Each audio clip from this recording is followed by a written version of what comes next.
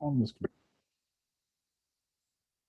Okay, so we had a few exercises for genomic features. I'm sharing my screen. Really, we were going to just work a little bit with now a slightly different TXDB. I'm going to use the mouse one from MM10. I'm going to use some of the tools like transcript lengths, extract transcript sequences, and then I'm just going to do a little bit of annotation, so using the org packages. Great, so the first thing is we need to get this object loaded. To do that, we load the library. So we're in library TXDB, mus musculus, UCSC10, MM10, node gene. Once we have that loaded, as we've seen in class, once we do that, oh, I don't have it.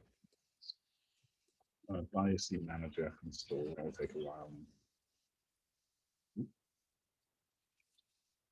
Yeah, I won't do that. That'll take too long. But as we saw earlier on, if I just remove the package quickly I had loaded, so when we load a package like this, we then have the object available to us. Okay. So then the first thing we want to do is count the number of genes and transcripts. One way to do that, actually, we get the number of transcripts from here, but we can just do, if we have an object like a TXDB object, we can do genes and it will give us all the genes. Or we can do transcripts and give us all the transcripts. Right? So then really all we need to do is get the length of that particular G ranges. So for transcripts, remember I'm looking at HG38 here. I haven't got MM10 installed and get the total length. And I could do the same for TXDB object for HG38 here and get the number of genes. And I'm going to keep my chat open maybe as well. Just in case. Where is my chat? Chat. And so that's exactly what we did here. We got the transcripts and then we get the length. We get the transcripts and we get the plot the distribution of log10 gene lengths as on genome across selected chromosomes, chromosome 1, 2, and 3. So the big difference here is a gene length as we look from genes. So when we looked at genes here, it gave us the start and the end of the gene. So, we know genes are made up of exons, right? So the start and end of this gene, for instance, is quite long, right? But actually the exons which make it up, once it's been transcribed, are quite short. So first thing we were going to do is look at the actual length from the genome, which would be from here, the very start to the very end. That's kind of what I mean when I was saying that here. So we'll just get all the genes from the TXDB object and there'll be all genes. We can turn this into a data frame, our G ranges into a data frame just by doing as.dataframe. Once it's a data frame, and we probably could have done this filtering with as a G ranges, but here we're doing it as part of once it's been converted to a data frame. We'll just match the seq name columns, and we'll use the in to match it with chromosome 1, 2, 3. So that will just subset this table down to the chromosomes of interest. Probably do something similar. Yeah. So I'm going to paste in. I haven't got all the genes yet, but I can get that from here. A second for that. So then my gene table is just, if this is all genes, this is a G ranges, my gene table is the same information now, but just as a data frame. So I've lost all the functionality of G ranges, but at least I can operate on them with the data frame. And it's data frames which we use with ggplot. So once I've filtered this down to chromosome 1, 2, and 3, we can ggplot that table. And I'm going to use the width, which came in the data frame. So we have width here. So actually, I think I did mention this when we first looked. All genes, you don't see width. But as soon as you convert the G ranges to a data frame, it adds that additional column. I guess it's just because it's internal. You can see we have width here. So we can actually use that column in our plot, and I'm going to set this to be width. I'll set the fill to be seq names, which means I'm going to get 3 of them, 3 different colors. I'll do geom density to make sure we get a density plot. I'm going to do the scale log 10 because I said I would, I'm putting the width of genes on the X. I said I'll do it in log 10, so I'll scale it using ggplot. And then I want to kind of split this up, facet grid it. So I'm going to facet grid by seq names, the chromosome names, and then add our usual theme minimal and scale fill discrete. I just changed the legend title because the column was seq names and I wanted it to be chromosome. So I can just do scale fill discrete. I'm not changing any of the colors in our scale. I'm just setting the name, which will be the name of the legend. Could have chat up, but it's not better. Retrieve the log 10 transcript lengths. So now it's the sum of the exons. So it's different from the full length. We're going to try and get this exon plus this exon plus this exon plus that exon. So it's going to be the spliced transcript length. So we're going to plot that against the log 10 transcript length for chromosome 1. Okay, so the first thing, we'll get the transcripts. Then we will turn it to a data frame. I'm going to use this in ggplot, I guess. That will also give me the widths in this table, and I'm just filtering that table down to chromosome 1. We can then run the transcript lengths function on the TXDB again, and this isn't going to give me the width of the full gene, it's going to give me the sum of the exons. So we try that on our TXDB we have loaded here.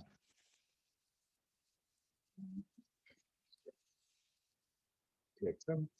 It's a few seconds, I think, actually. While that works, we can carry on. Maybe I'll keep an eye on it. Oh, it's done. So TX length. So now we have a data frame, and for every transcript, we also have its gene ID, we have the number of exons, but we have the transcript length.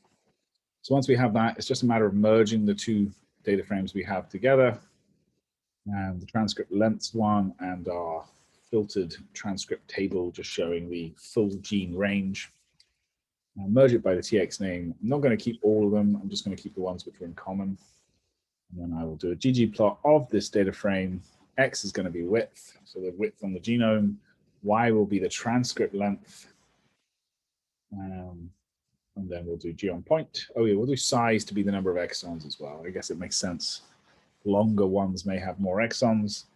Geom point, scale x10, scale y10, because they're both going to be on the log 10 scale. So this isn't a particularly meaningful plot. I just wanted to show you how to get transcript lengths. And then we can do some merging and some ggplots.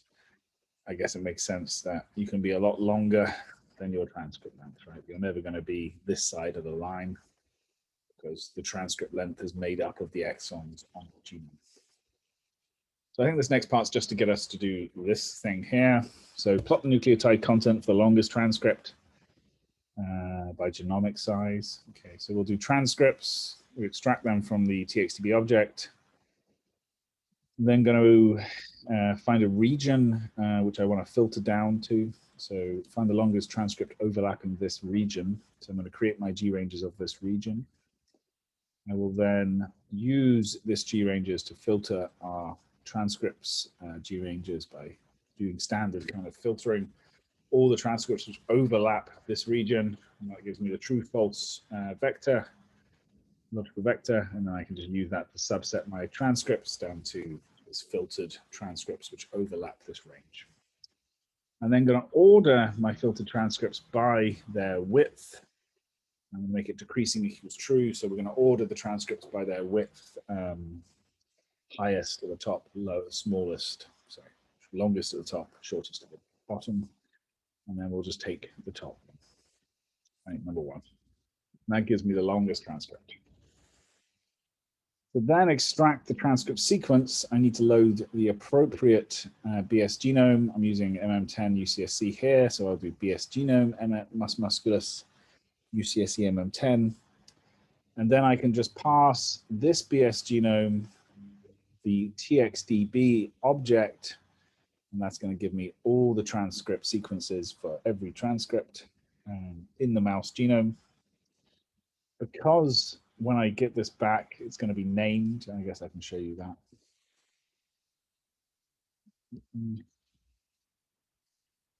Library, yes, genome.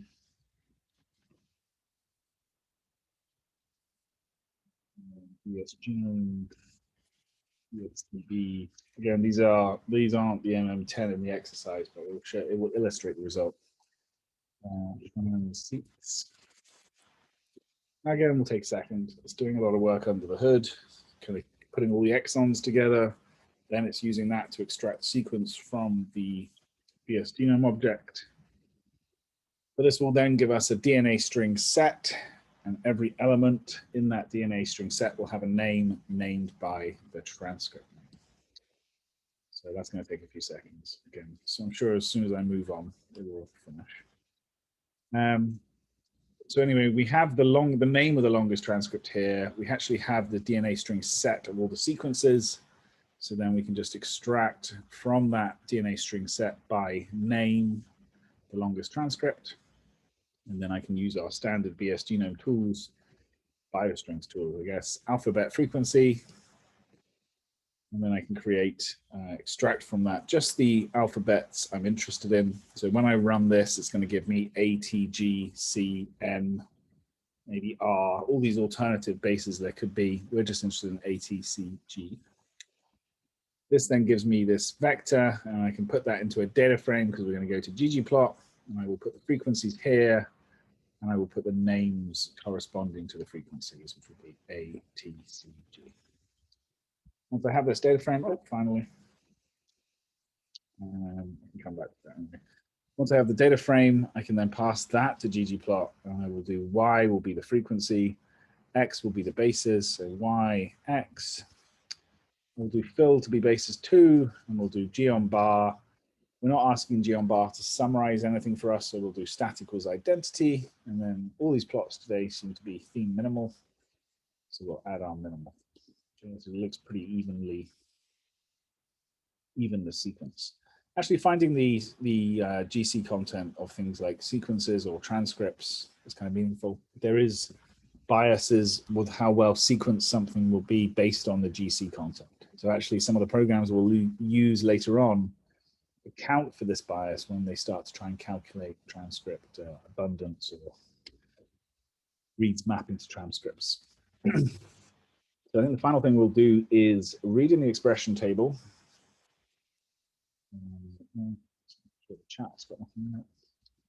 We'll read in the expression table we already have. So let's actually just do this. In the right directory? I doubt it. Okay. We have my D table. So this has ID, symbol, base name, log file change, etc.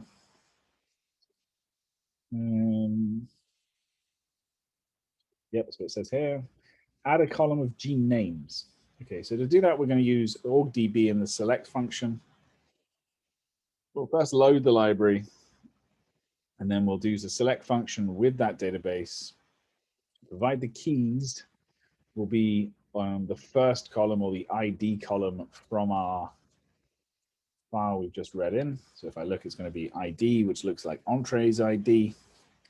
So then I can say key type is entree's ID, and then I want to get back entree's ID and gene name.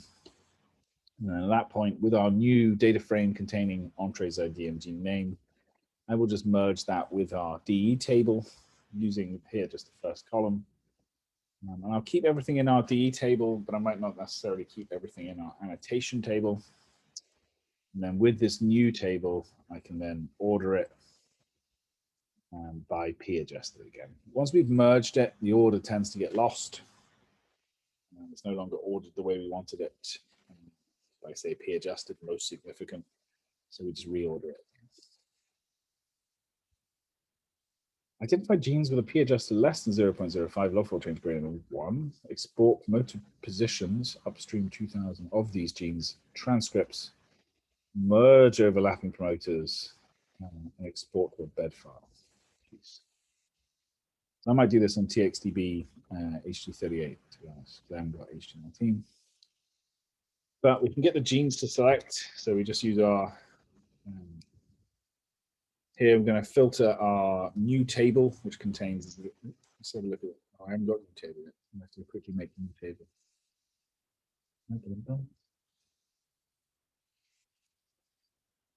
Okay, so my annotation table, which now has my entrees ID and then my transcript, or sorry, gene name here. Is that right? Then I will do, the next line is merge that annotation with the data frame and then reorder it. I have this additional annotation. I now want to merge that with my DE table. Use the entrees ID column, which is the first column in both. And I'll just reorder it. Actually, let me do that first part. So now we have our slightly updated table where we have entrees ID, gene name, symbol, and then we have the rest of the information. So now I'm going to try and filter that table. I'm just going to filter it so that we have the entrees IDs or values from the entrees ID column when the p-adjusted column was less than 0.5, 0.05. There was no NA in the p-adjusted column, and the long fold change was greater than 1. So that's going to give us a set. So genes, perfect entrees IDs here, which is good because we tend to work in entrees IDs. I'll then load the library, except I'm going to load a slightly different library. I'm going to load this. I'm going to use the HG38 here, using a slightly newer genome build. If I look, I'm going to get my promoters. Okay. Then I've got, did I just do that? Promoters for all my genes. I have gene ID here. I have an ensemble ID here, but I have seq names, ranges, and then the strand. HG38. Then I'm going to use this newly created G ranges, and I'm going to subset my G ranges by the IDs in my G ranges, gene IDs which match genes to select. So those pass in my cutoffs from the differential table. Okay.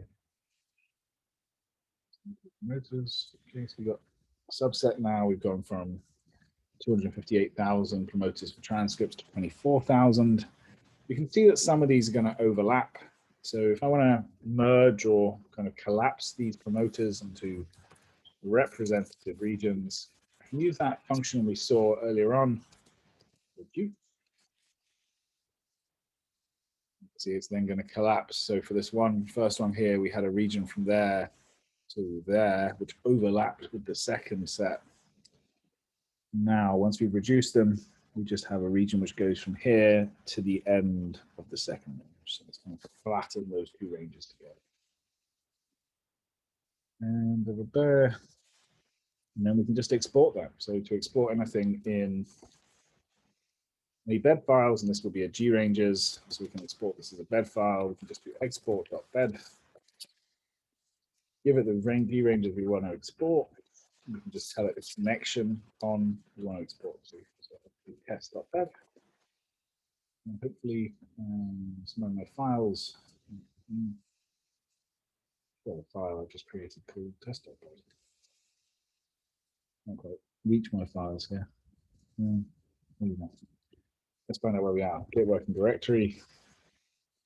Our course up here. There it is, test.bed. Perfect. That's our first range there. Strandless. Oh, this is a score. Name, score. There's the string. Perfect. Okay, so that's the end of the session for today. I'm not sure if there are any questions. I didn't see any pop up. But if not, I'll see everyone next week, Monday, where we'll finish off our bioconductor sessions. Thank you, everyone. I'll speak to you soon.